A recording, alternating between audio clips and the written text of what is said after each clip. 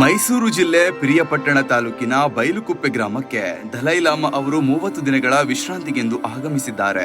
ವೃದ್ಧರು ಹಾಗೂ ಮಕ್ಕಳಿಗೆ ದಲೈ ಲಾಮಾ ಅವರ ದರ್ಶನ ಪಡೆದುಕೊಳ್ಳಲು ಅವಕಾಶ ನೀಡಲಾಗಿದೆ. ಈ ನಡುವೆ ಟಿಬೆಟ್ನಲ್ಲಿ ಇತ್ತೀಚೆಗೆ ಸಂಭವಿಸಿದ ಭೂಕಂಪದ ಸಂತ್ರಸ್ತರಿಗೆ ದಲೈ ಲಾಮಾ ತನ್ನ ಅನುಯಾಯಿಗಳೊಂದಿಗೆ ವಿಶೇಷ ಪ್ರಾರ್ಥನೆ ಸಲ್ಲಿಸಿದ್ದಾರೆ.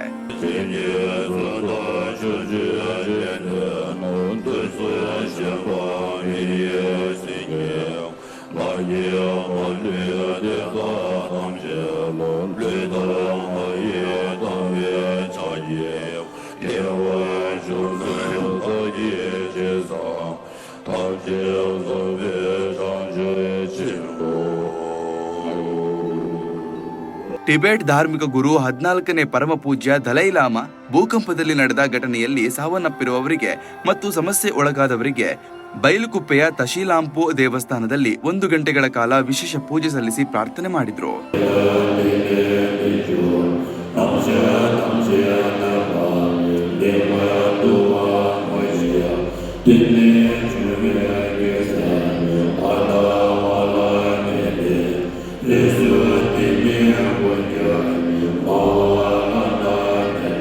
ಕಾರ್ಯಕ್ರಮದಲ್ಲಿ ಸುಮಾರು 11,000ಕ್ಕೂ ಹೆಚ್ಚು ಟಿಬೆಟಿಯನ್ ನಾಗರಿಕರು ಮತ್ತು ಬೌದ್ಧ ಭಿಕ್ಕುಗಳು ಭಾಗಿಯಾಗಿದ್ದರು. ಒಬ್ಬ ವ್ಯಕ್ತಿಗೆ ಸಾಧಾರಣ ಆಯಸ್ಸು 100ರಿಂದ 103 ವರ್ಷದವರೆಗೆ ಇರುತ್ತದೆ. ನಾನು ಅಲ್ಲಿಯವರೆಗೆ ಇರುವ ನಂಬಿಕೆ ಇದೆ. 15ನೇ ದಲೈ ಲಾಮಾ ಆಗಮಿಸಲು ಇನ್ನೂ ಸುಮಾರು 20 ವರ್ಷಗಳ ಕಾಲಾವಕಾಶವಿದೆ. ನನ್ನ ಆರೋಗ್ಯ ಉತ್ತಮವಾಗಿದೆ ಎಂದು ದಲೈ ಲಾಮಾ ಹೇಳಿದ್ದಾರೆ.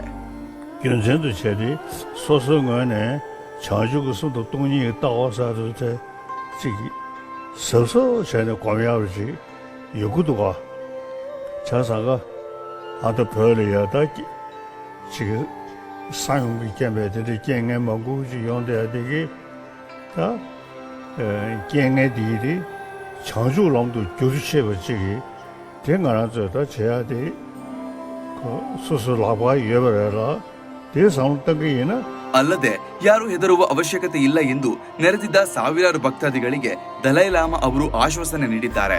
ಪರಮ ಪೂಜ್ಯರ ಮಾತನ್ನ ಕೇಳಿದ ಟಿಬೆಟ್ ನಾಗರಿಕರಿಗೆ ಮುಖದಲ್ಲಿ ನಗುವಿನ ಹರ್ಷ ಮತ್ತು ಉಲ್ಲಾಸ ಕಂಡು ಬಂದಿತ್ತು. ಇನ್ನು ದೇವಾಲಯದ ಆವರಣದಲ್ಲಿ ದೀಪ ಹಚ್ಚಿ ಪ್ರಾರ್ಥನೆ ಸಲ್ಲಿಸಿದ 1000ಕ್ಕೂ ಹೆಚ್ಚು ಟಿಬೆಟಿಯನರು ದಲೈ ಲಾಮಾ ಅವರ ಆಗಮನವನ್ನ ಹಬ್ಬದ ರೀತಿ ಆಚರಣೆ ಮಾಡಿದ್ದಾರೆ.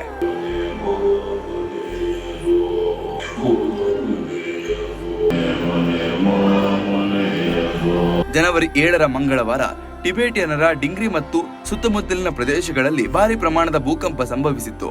ಈ ಕುರಿತು ಸಂತಾಪ ಸೂಚಿಸಿದ್ದ ದಲೈ ಲಾಮಾ ಅವರು, ಭೂಕಂಪ ಸಂಭವಿಸಿದ ಬಗ್ಗೆ ತಿಳಿದು ನನಗೆ ತುಂಬಾ ದುಃಖವಾಯಿತು. ಅನೇಕರು ಜೀವ ಕಳೆದುಕೊಂಡಿರುವುದು ದುಃಖದ ಸಂಗತಿ.